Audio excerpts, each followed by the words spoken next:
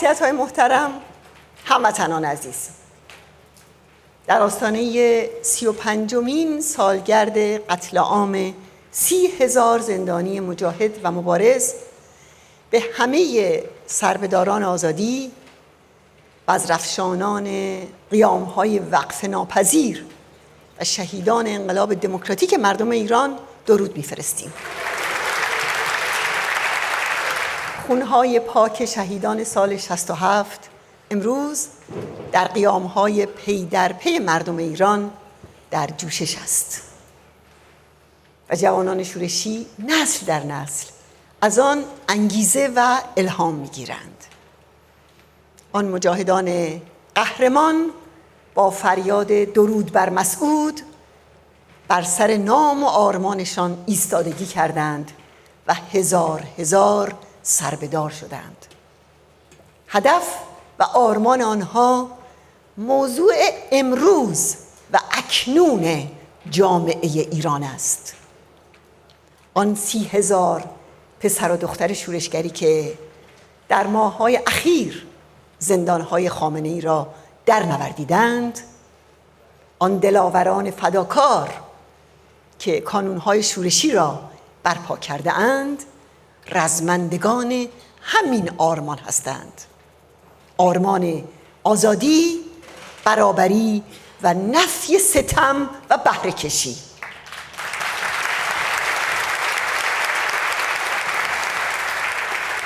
نام مجاهد خلق که سرخ‌ترین نام در ایران است، از همین آرمان همچون شفق سرخ شده است.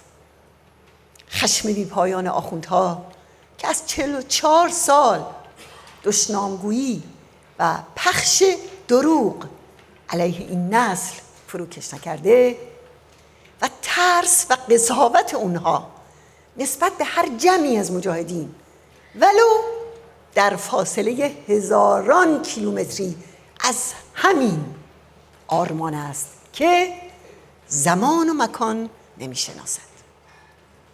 آخوندها حاکمیت اجبار و استبداد و بهره کشی رو می‌خواهند و این نسل به پا خواسته حاکمیت آزادی و جمهور مردم را می‌خواهد و این آرمانی است که قطعاً پیروز می‌شود.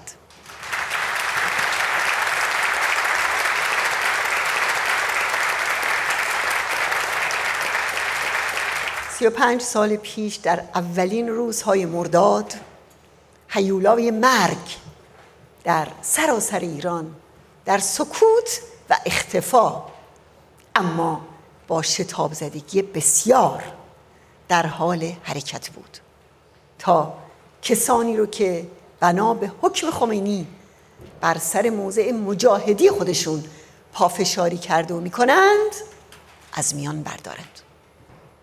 بنا به گفته دشخیم مقتدایی، خمینی پی در پی با جلادان ملاقات میکرد و به اونها میگفت ادامه بدهید و هیچ وحشت نکنید.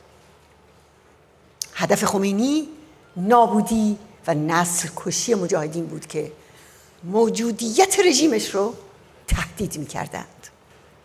همزمان با قتل عام زندانیان در اوین و گوهردشت، در زندانهای شهرستانها از زندانیان مجاهد بیش از تعداد معدودی باقی نموند و از برخی بندها حتی 1 نفر هم جان به در نبرد. این مجموعه گردآوری شده که در اینجا می‌بینید به طور خاص درباره قتل عام مجاهدین در زندانهای شهرستانهای ایرانه.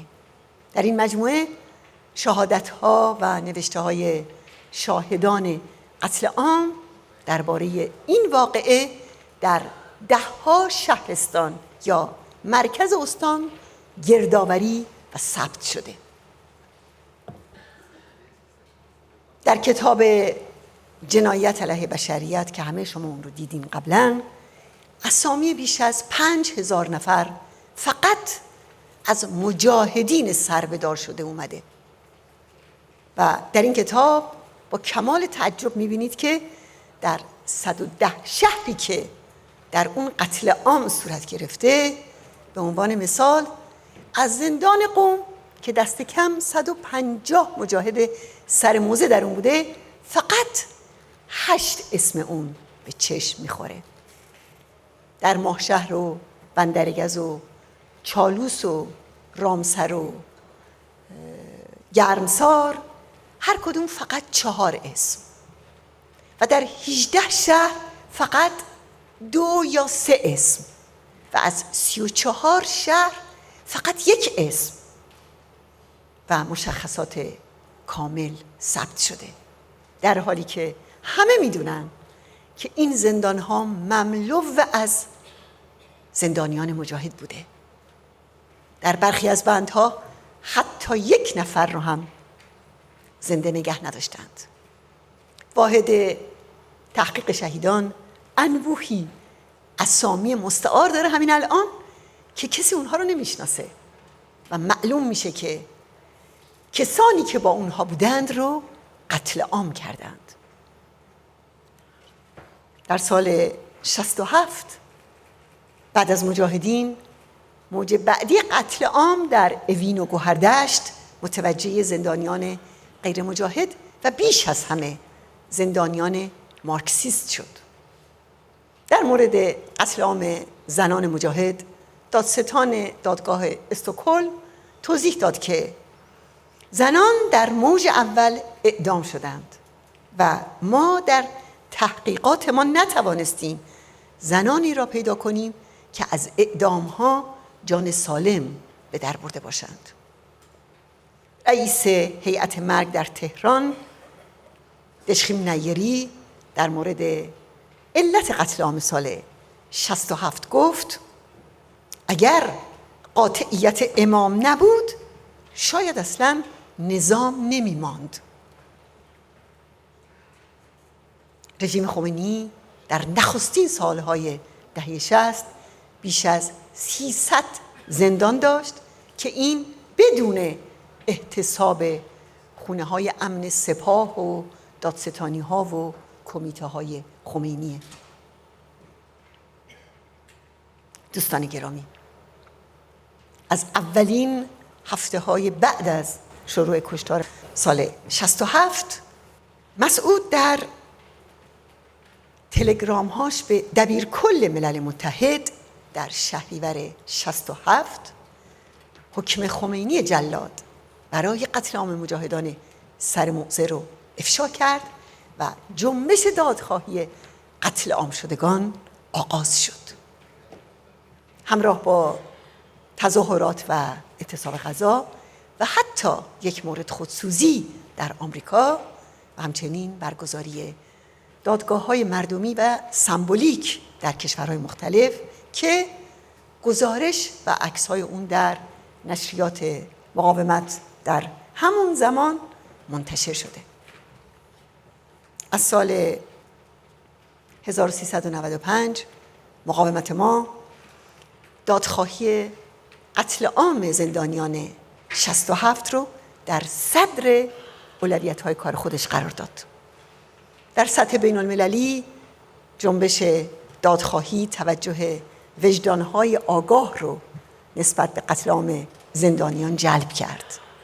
اکثریت نمایندگان کنگره آمریکا در یک قطعنامه و 117 تن از رهبران پیشین جهان در یک نامه سرگشاده و همچنین پارلمان‌های 28 کشور در بیانیه‌هایی با امضای اکثریت نمایندگان موضوع قتل عام رو مورد توجه قرار دادند.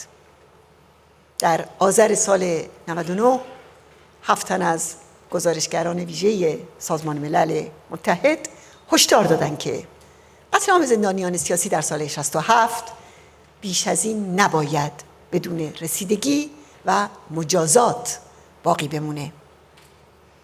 در اجتماع امروز ما تعدادی از همون گزارشگران ملل متحد حضور دارند و گزارش‌های خودشون رو ارائه میدن و من به همه اونها درود میفرستم و از حضورشون سپاسگزارم.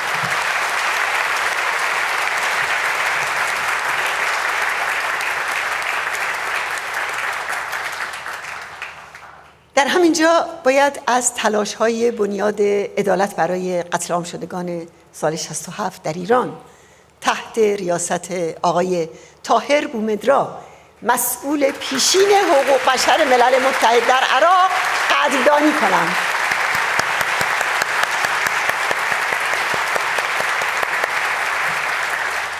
آقای بومدرا با انتشار چند کتاب و هدایت فراخوان‌ها و نامه‌های سرگشاده برای انجام تحقیقات بین المللی در این باره گام‌های مهمی برداشته. از جمله فراخوان 462 تن از مقام‌های فعلی و پیشین سازمان ملل و قضات دادگاه‌های بین المللی و شخصیت‌های برجسته سیاسی. از سایر فعالیت‌ها انتشار کتاب پرونده حسابرسی از ابراهیم رئیسی به خاطر جنایت علیه بشریت که توسط نمایندگی شورای ملی مقاومت در واشنگتن منتشر شده. ملل متحد بعد از 10 سال در گزارشگر ویژه درباره نقض حقوق بشر در ایران و گزارش دبیرکل ملل متحد برای اولین بار به موضوع قتل عام 67 پرداخت و خواستار تحقیق مستقل شد. البته هنوز جامعه بین المللی با اون چه باید در رابطه با این قتل عام انجام بدهد فاصله بسیار زیادی داره. در 50 سال گذشته که فقط چند جنایت بزرگتر یا در ابعاد این قتل عام در جهان به وقوع پیوسته، ملل متحد برای بسیاری از این جنایت‌ها دادگاه ویژه یا هیئت تحقیق مستقل تشکیل داده. پس چرا در مورد قتل عام 1367 بیعملی در پیش گرفته؟ تکرار میکنم که به دادن مسئولیت از مجازات به آمران این کشتار که از ویژگی‌های سیاست مماشات غرب است خاتمه بدهید. ماجرای دستگیری دشخیم حمید نوری از عوامل مستقیم قتل عام سال 67 در زندان گوهردشت به یک آبروریزی و بحران برای رژیم تبدیل شد.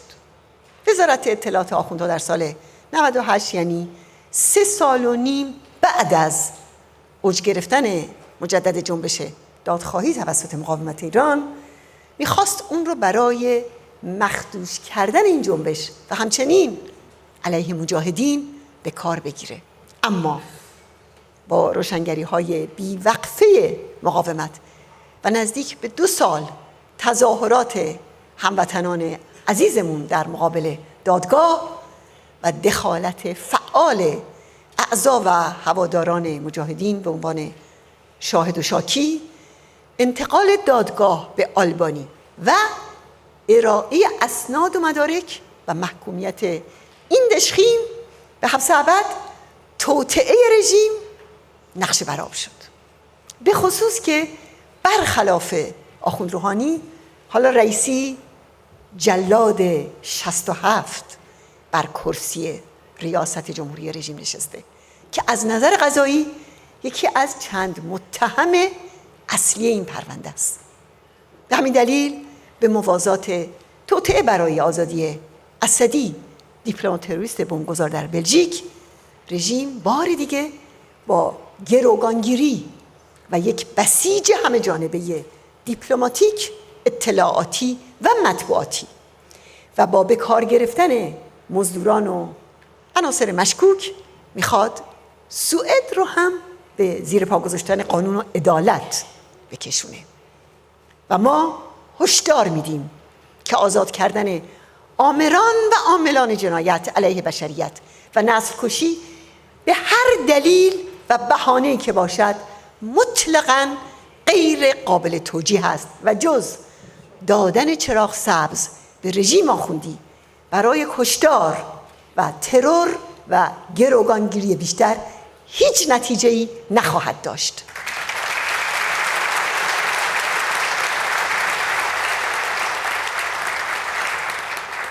هموطنان عزیز، جنبش دادخواهی این دستاورد بزرگ رو کسب کرده که نام و یاد و آرمان مجاهدان سر موضع رو زنده نگه داشته و وجدان تاریخی جامعه ایران رو از اون غنی و سرشار کرده. سرچشمه نابترین انگیزه ها در قیام های ایران همینجاست. بسیاری از سربهداران که نه نامهای اونها معلومه و نه نشانی از مزارهای اونها پیداست، ولی خونها و جانهایشان در سراسر ایران بزرافشان قیام و شورش شده. اینکه جامعه ایران آخوندها رو به چشم سفاکترین دشمنان خودش نگاه میکنه از جوشش همین خونهاست. جنبش دادخواهی همون مبارزه‌ای رو پیش میبره که سر موضع بودن گوهر اونه. سر موضع بودن راز ایستادگی، رمز و راز ایستادگی در برابر سرکوب و انهدامه و همچنین رمز انقلاب و پیشروی. سر موضع بودن راز شکست خمینی و ایدئولوژی اونه و رمز تداوم مجاهدین از محمد حنیف تا امروز است.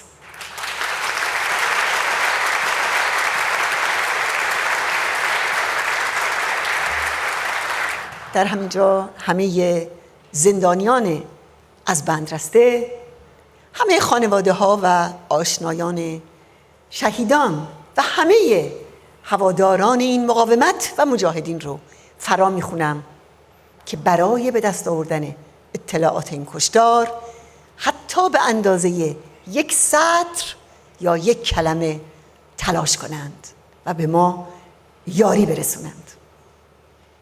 نسل کشی، جنایت علیه بشریت و قتل عامی که توسط این رژیم صورت گرفته دقیقاً با همین ترم‌های حقوقی باید در دادگاه‌های کشوری و بین المللی و شورای امنیت ملل متحد به ثبت برسه و با حضور نمایندگان مقاومت ایران مورد تحقیق بین المللی قرار بگیره. جنایت علیه بشریت توسط این رژیم از همون سالهای اول شروع شده و در قتل عام 67 به اوج رسیده و تا امروز ادامه داشته و دارد. سردمداران رژیم در 44 سال گذشته از مسئولان این جنایت هستند. از این رو هیئت حقیقتیاب بین المللی که برای بررسی موارد نقض حقوق بشر در جریان قیام تشکیل شد باید پرونده جنایت علیه بشریت توسط رژیم به خصوص در قتل عام سال 67 رو مورد بررسی قرار بده. جنایت علیه بشریت در این رژیم یک کل به هم پیوسته و تفکیک ناپذیره. جنبش دادخواهی برای دادخواهی هر ایرانی مظلومیه که در این 44 سال شلاق ستم و غارت بر پیکرش فرود اومده. این خونخواهی و دادخواهی همه خونهای به ناحق ریخته است. دادخواهی هموطنان کردی که در قلاتان و قارنا توسط پاسداران قتل عام شدند. دادخواهی شهیدان بلوچ در جمعه خونین زاهدان. دادخواهی هموطنان عرب که در خوزستان مورد سرکوب و کشتار قرار گرفتند. دادخواهی 1500 شهید قیام آبان و دادخواهی 750 شهید قیام کنونی. بله، این مبارزه است تا کشاندن خامنه‌ای و رئیسی و سایر آمران جنایت علیه بشریت به پای میز عدالت.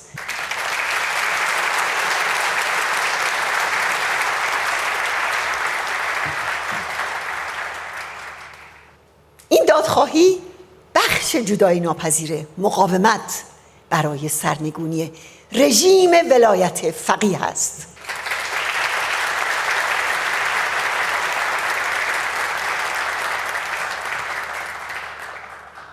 اجازه بدید از اینجا به پسران و دختران عزیزم در سراسر ایران بگویم که شما که هر روز آماده خیزش و قیامید، شما که انتخاب کرده اید قیمت این نبرد را بپردازید، پیشبرد این جنبش و دادخواهی خون شهیدان به عهده تک تک شماست.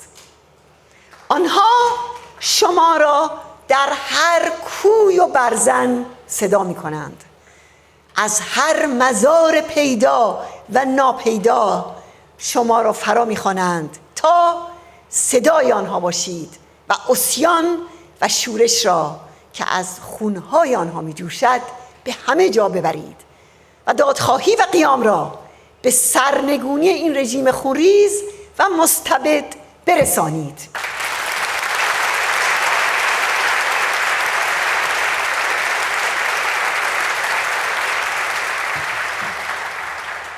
زمانی که در فردای پیروزی مردم ایران دادگاه خلق از آخوندهای حاکم به خاطر جنایت‌های بیشمار آنها حسابرسی کند، به طور قطع فرا می‌رسد.